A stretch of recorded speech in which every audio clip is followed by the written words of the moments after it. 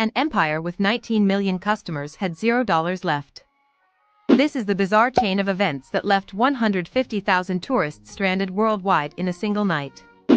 In September 2019, the world's oldest travel agency vanished. This was not a slow, quiet decline. It was an explosive, overnight liquidation that paralyzed international airports, forced governments to launch historic rescue missions, and exposed a rot that had been eating the company from the inside for over a decade.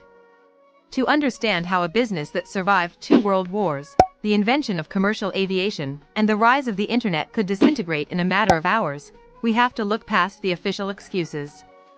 It was not just about Brexit, hot summers, or online booking.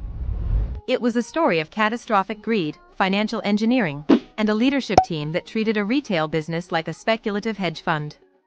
In 1841, a cabinet maker and missionary named Thomas Cook organized a simple train journey for 540 temperance campaigners in England. He charged them 1 shilling each. It was a wild success, and Cook quickly realized he had stumbled onto a gold mine. Before his company came along, travel was a luxury reserved exclusively for the ultra-wealthy. Cook democratized it. He invented the package holiday, a revolutionary concept where transportation, accommodation, and food were all bundled into one convenient price. By the late 19th century, the company was running tours to Egypt, America, and India. They issued their own currency, operated their own hotels, and practically built the global tourism industry from scratch. For generations of British and European families, Thomas Cook was not just a brand. It was a trusted institution, as reliable as the post office.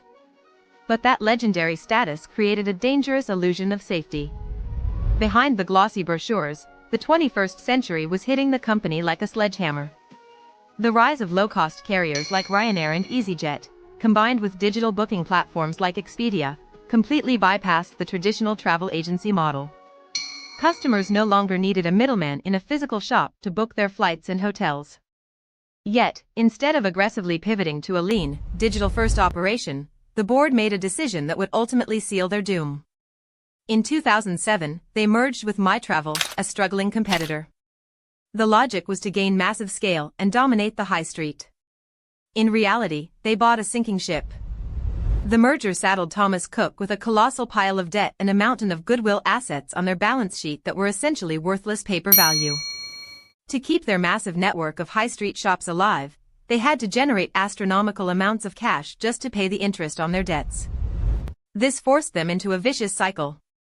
They could not afford to close their expensive retail stores because those stores were the only way they could collect physical cash deposits from customers to pay off their immediate bills. It was a classic corporate house of cards. They were using next year's holiday deposits to pay off this year's creditors. While their rivals were investing heavily in mobile apps and sleek digital infrastructure, Thomas Cook was paying premium high street rents for over 500 physical stores in the UK alone. They were supporting a bloated workforce, operating an expensive fleet of aircraft, and maintaining a massive supply chain that they simply could not afford. What the public did not see was the elaborate illusion happening in the boardroom. To keep investors from panicking, executives mastered the art of creative accounting. Year after year, they reported healthy underlying profits while ignoring massive write-downs and restructuring costs. They classified ordinary, everyday business expenses as one-off exceptional items. By pushing these costs off their main balance sheet, they made the company look profitable on paper. This allowed the board to pay out over £47 million in bonuses to top executives during the decade leading up to the collapse. The CEO was collecting millions while the actual debt of the company was quietly ballooning past £1.6 billion. They were essentially running a massive debt refinancing scheme disguised as a travel agency. By 2019, the financial alchemy ran out of road. A heatwave in Europe kept people at home, fuel prices spiked, and the uncertainty of Brexit caused the British pound to plunge, making overseas vacations incredibly expensive to operate. The cash flow dried up.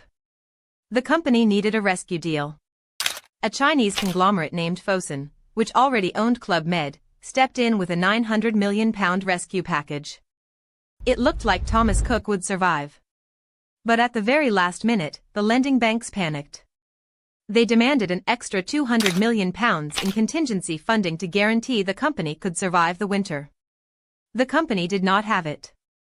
The British government refused to step in with a bailout, arguing that doing so would set a dangerous precedent for failing private enterprises.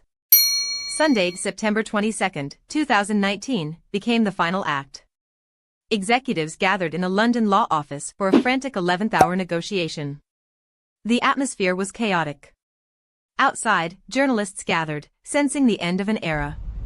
Inside, phone lines buzzed as directors pleaded with banks, governments, and wealthy investors for a lifeline. No one blinked. The banks stood firm. The government remained silent. At midnight, the board realized there was no escape. The cash reserves were empty. They could not pay their suppliers, their aircraft fuel bills, or their staff. The oldest travel company in the world was officially bankrupt.